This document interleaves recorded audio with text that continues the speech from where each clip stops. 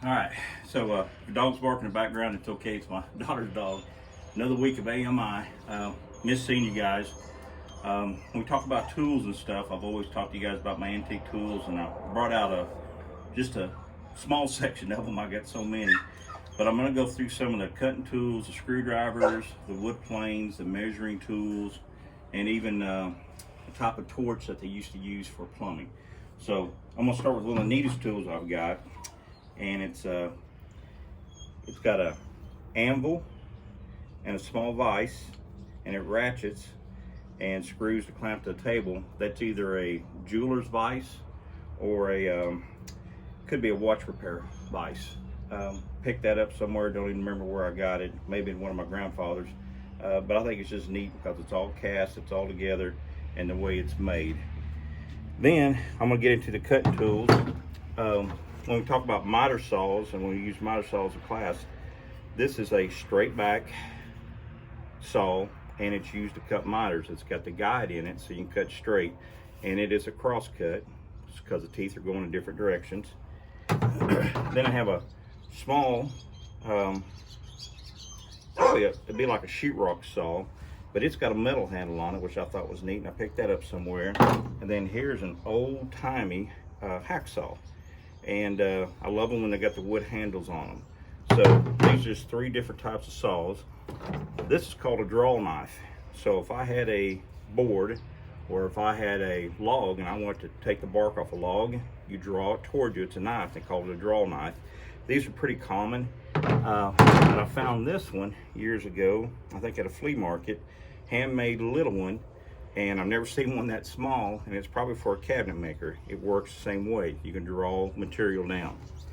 So those are tools that were used, could have been used in the 1800s. So up here in the front, I've got a Yankee screwdriver. Now Yankee screwdrivers, the way they work is it comes out, and this is brass, and this is from the 1800s, and as you push forward, it screws the screw in. Now that's kind of a modern screwdriver, but here I've got a real antique. This was made by a blacksmith, and it's hand forged, and I would hate to use that all day long to put screws in, but that's probably my oldest screwdriver. This is called and I've got a whole set of these are called perfect handle screwdrivers. They got metal around them with the wood in it, and I've got all sizes from almost 2 foot long all the way down to about 3 inches long. So I've got a whole set of the perfect handle screwdrivers. This is an auger that you can go in and bore a hole, so like a drill, like a piece of furniture or something, so you can bore into it. But I put it with the screwdrivers. But here's one.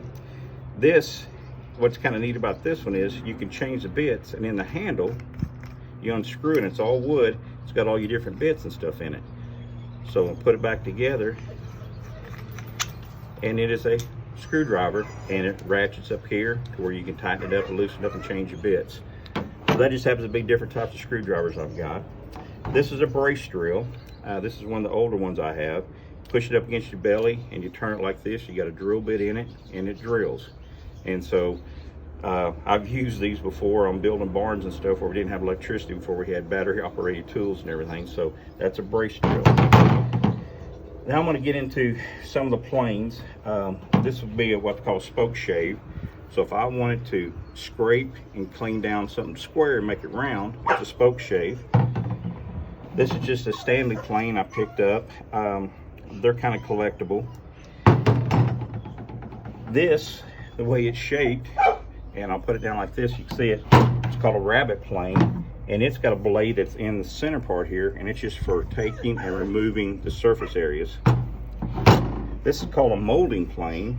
It cuts a round, I don't know if you can see it or not, but it cuts a round profile on the outside of a board, and that's a molding plane. And here's a real fancy molding plane, and it cuts the profile, and so whatever the shape of this is, this would be the mold that it would make with different ways. So if you got a fancy piece of furniture you want to make, you'd use a molding plane like this.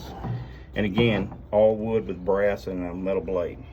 Now we're going to get into some measuring and marking tools. These are called just gauges, and they'll have a nail in it. And if I want to mark a board, this will go along the outside edge, and where that nail's at, whatever, it scratches the board and it gives me my measurement. So that's a large marking gauge. Here's a rosewood marking gauge with brass. It's one of the fancier ones I have. Again, it's got nails in it, little sets, little pins, so you can scratch the board.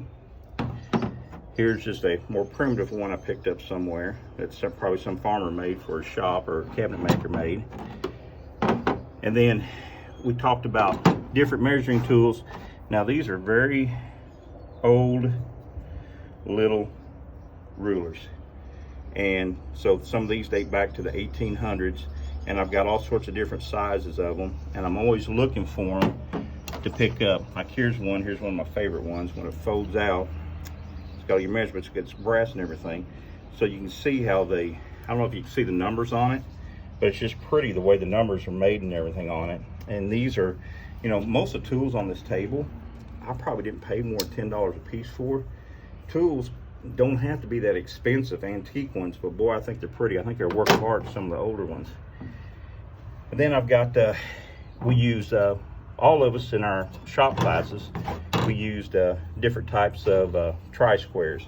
And again, rosewood handle on this one. This is an all metal one, and this is a T-bevel I told you guys about. Again, you set an angle, but again, rosewood and brass. To me, they're just a work of art compared to all the other ones that you see out there in today that you can buy at the Lowe's or Home Depot. Then I got some oddball stuff for you. These are called, we call them, in plumbing we talked about pipe wrenches. So this is a wood handled pipe wrench, a small one. They can get pretty pricey on the name brands of them. So it's got serrated jaws, got the grooves in it, so that makes it a pipe wrench. And here's one I have that's a monkey wrench. And remember we talked about in class how if it has a smooth jaw, it's called a monkey wrench. And so I've got a pipe wrench and a monkey wrench, antique wood handle ones.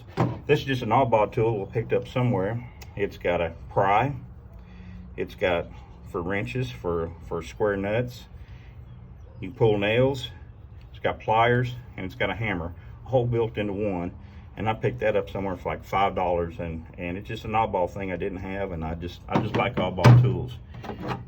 Then I've got files, and sometimes with files, you know, we need to sharpen something with, file something down.